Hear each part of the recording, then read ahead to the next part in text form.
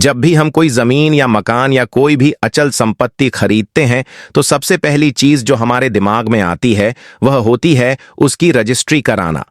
अधिकतर लोग यह मान लेते हैं कि एक बार अगर रजिस्ट्री हो गई तो अब वह जमीन या प्रॉपर्टी पूरी तरह से उनकी हो गई है, यानी अब वह उस जमीन के पूरे और असली मालिक बन चुके हैं। लोग इस रजिस्ट्री को ही अपना सबसे बड़ा अधिकार पत्र समझ लेते हैं और सोचते हैं कि अब किसी तरह की परेशानी नहीं आएगी। लेकिन असल सच्चाई यह है कि केवल रजिस्ट्री करवाना ही काफी नहीं होता है। यह जरूर एक जरूरी और पहला कदम होता है, लेकिन यह मालिक बनने की आखिरी प्रक्रिया नहीं होती। यदि आप सोचते हैं कि सिर्फ रजिस्ट्री के बाद सब ठीक हो जाएगा तो आप बहुत बड़ी गलती कर रहे हैं, क्योंकि आगे कुछ और अहम कदम होते हैं जिनका ध्यान अगर आपने नहीं रखा तो आगे चलकर आपको काफी ज्यादा परेशानियों का सामना करना पड़ सकता है। अब बात करते हैं उस कानून की जो भारत में जमीन और संपत्ति की खरीद और बिक्री से जुड़ा है।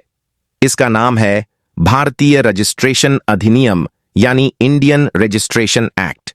इस कानून के अनुसार अगर आप भारत में कोई भी ऐसी जमीन या संपत्ति खरीदते हैं जिसकी कीमत 100 रुपये से ज्यादा है तो उसकी रजिस्ट्री कराना अनिवार्य होता है। मतलब अगर आप बिना किसी लिखित दस्तावेज के जमीन खरीदते हैं तो वह कानूनी रूप से वैध नहीं मानी जाएगी और रजिस्ट्री के इस दस्तावेज को सब रजिस्ट्रार के कार्यालय में दर्ज कराना भी जरूरी होता है। लेकिन ध्यान देने वाली बात यह है कि यह रजिस्ट्री सिर्फ शुरुआत होती है।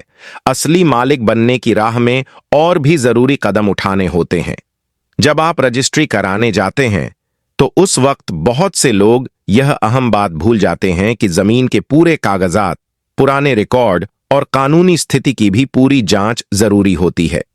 कई बार ऐसा होता है कि जिस जमीन को आप खरीद रहे हैं उस पर पहले से बैंक से लोन लिया गया होता है, या फिर वह मालिक धोखेबाजी करके एक ही जमीन को 2 या 2 से ज्यादा लोगों को बेच चुका होता है। अगर आपने सही जानकारी नहीं ली और रजिस्ट्री के बाद म्यूटेशन नहीं करवाया तो आगे चलकर आपको बहुत बड़ा नुकसान झेलना पड़ सकता है। इसलिए रजिस्ट्री के साथ साथ एक और बेहद जरूरी प्रक्रिया होती है जिसे म्यूटेशन कहा जाता है। अब समझते हैं कि म्यूटेशन आखिर होता क्या है और यह जरूरी क्यों होता है। म्यूटेशन का मतलब होता है कि जिस संपत्ति को आपने खरीदा है उसमें पुराने मालिक का नाम हटवाकर सरकारी रिकॉर्ड में अब आपका नाम दर्ज करवाना। इसे आम भाषा में दाखिल खारिज या नामांतरण भी कहा जाता है। जब आप म्यूटेशन करवाते हैं तभी सरकार के रिकॉर्ड में आप उस जमीन या प्रॉपर्टी के कानूनी और असली मालिक माने जाते हैं। अगर आपने केवल रजिस्ट्री करवा ली और म्यूटेशन नहीं करवाया तो सरकारी रिकॉर्ड में अब भी पुराने मालिक का नाम ही रहेगा। इसका मतलब यह हुआ कि आपकी संपत्ति पर मालिकाना हक अधूरा रह जाएगा। अगर आप म्यूटेशन नहीं करवाते हैं तो इसके कई नुकसान हो सकते हैं, जैसे कि हर साल जो प्रॉपर्टी टैक्स भरना होता है उसका नोटिस अब भी पुराने मालिक के नाम से ही आएगा और इससे आपको कई बार सरकारी विभागों से चक्कर काटने पड़ सकते हैं। अगर आप भविष्य में इस जमीन को बेचना चाहें तो बिना म्यूटेशन के वह बिक्री प्रक्रिया भी कानूनी दिक्कत में फंस सकती है, और अगर उस पुराने मालिक के खिलाफ कोई केस या विवाद चल रहा हो तो वह असर आपकी जमीन पर भी पड़ सकता है। इसलिए म्यूटेशन करवाना उतना ही जरूरी है जितना रजिस्ट्री।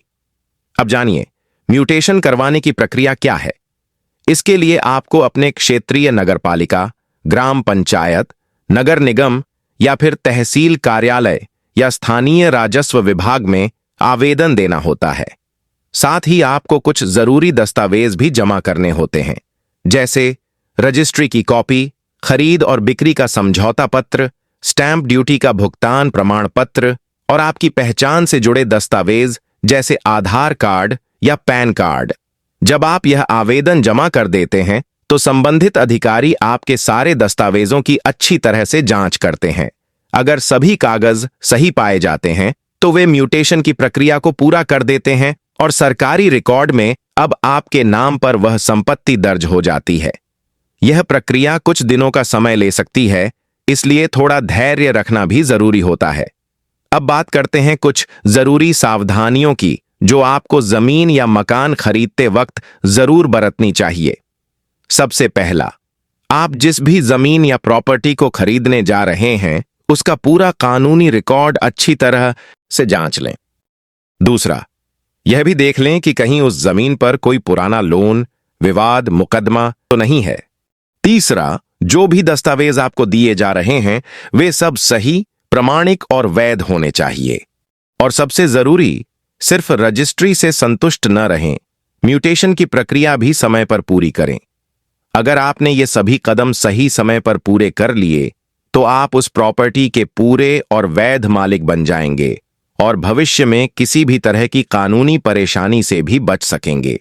अगर आपको यह जानकारी उपयोगी और समझने लायक लगी हो तो इस वीडियो को एक लाइक जरूर दीजिए और हमारे चैनल को अभी सब्सक्राइब कर लीजिए ताकि हम जब भी ऐसी जरूरी और जानकारी भरी वीडियो लाएं आपको सबसे पहले उसका नोटिफिकेशन मिले।